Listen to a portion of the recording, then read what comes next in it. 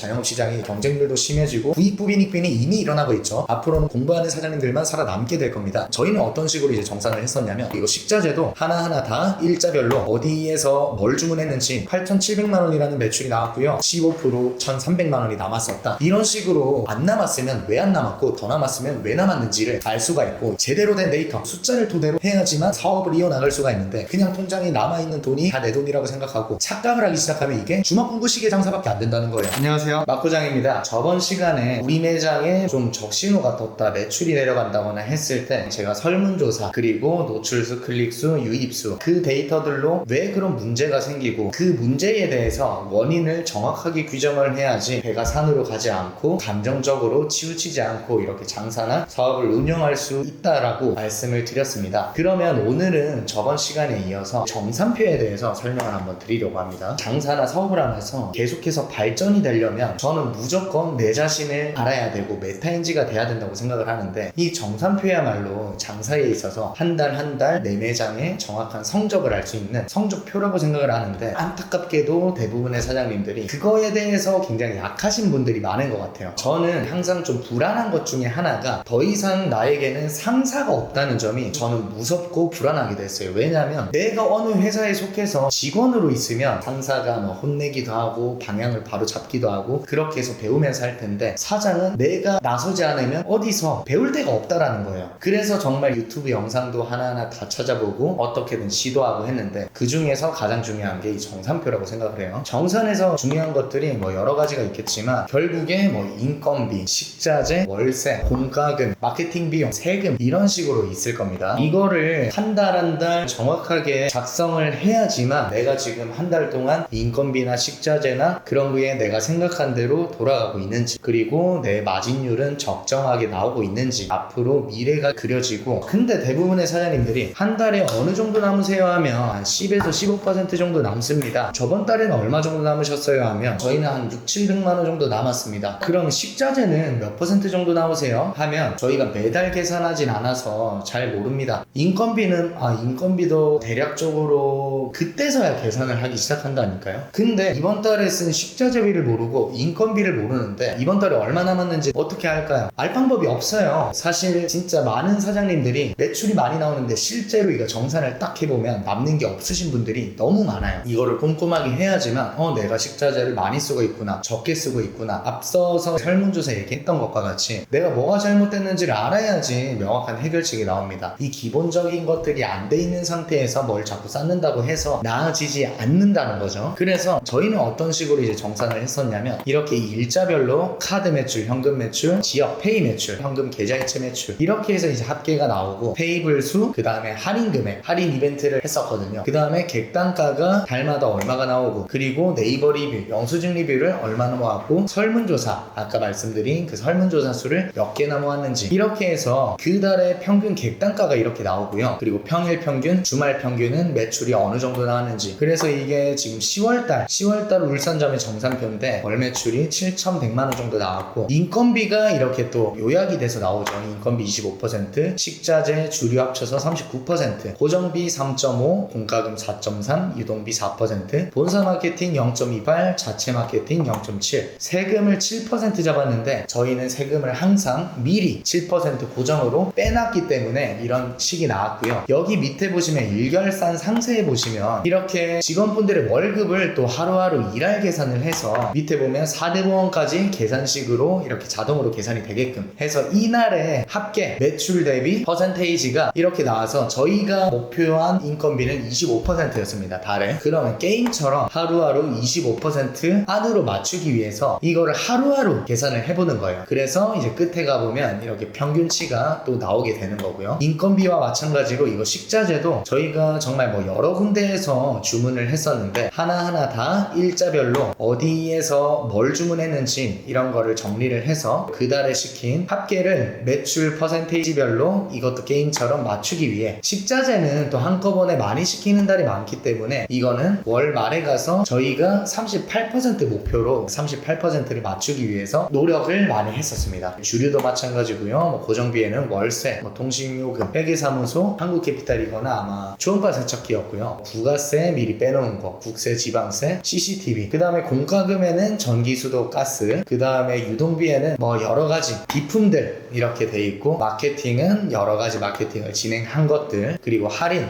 이벤트 한 것들, 이렇게 이제 정리를 하면 앞서 말씀드렸던 이 월결산 시트에 이렇게 지출 내역이 쭉 정리가 되는 겁니다. 그러면 이때 이거를 종합해보면 인건비 25, 식자재 37, 주류 1.6 해서 합계가 식자재 주류 합쳐서 약 40% 나왔고요. 고정비가 여기 월세가 또 저렴했기 때문에 3.5, 공과금 4.3, 유동비 4 등등 해서 세금 7%까지 더하면 지출이 84, 그래서 마진이 15%. 이거는 세금을 미리 뗀 순마진으로 생각을 하시면 되고요. 여기에서 중요한 게 저는 세금을 꼭 7% 정도 넉넉하게 떼라고 말씀을 드리고 싶습니다. 이게 세금이 뭐 1년에 2번 부가세를 내게 되고, 법인은 1년에 4번을 내죠. 그 다음에 종소세, 법인은 법인세, 이렇게 1년에 한 번씩 내게 되는데, 이거를 준비를 안 한 상태에서 이게 쌓여서 한꺼번에 내면 정말 아픕니다. 여기 같은 경우는 뭐 7%씩 적립을 하는데 7천만 원 나오면 한 달에 한 500만 원 정도가 세금이에요. 근데 이거를 번 돈이라고 생각하고 지워볼게요. 이거를 내가 1,500만 원 벌었다고 생각을 하고, 이게 6개월만 쌓여도 500만 원씩 6개월이면 3천만 원이죠. 3천만 원을 한꺼번에 맞으면 나라 욕이 나옵니다. 근데 이 세금은 원래 내 돈이 아니라는 거. 부가세는 당연히 원래 내 돈이 아니고, 종소세도 애초에 내가 시작할 때부터 정해진 세율로 나오는 거기 때문에 세금은 애초에 제외를 해놓고 내 순수익을 생각하는 게 당연히 맞습니다. 이거를 빼놔야지 정확한 내 순수 마진율을 계산할 수 있다 라고 설명을 드리고 싶습니다. 그리고 이렇게 나왔을 때, 이게 10월이죠 지금. 10월 달에 뭐 7,100만 원에 15%가 남았다. 그럼 11월에 7,300만 원으로 이제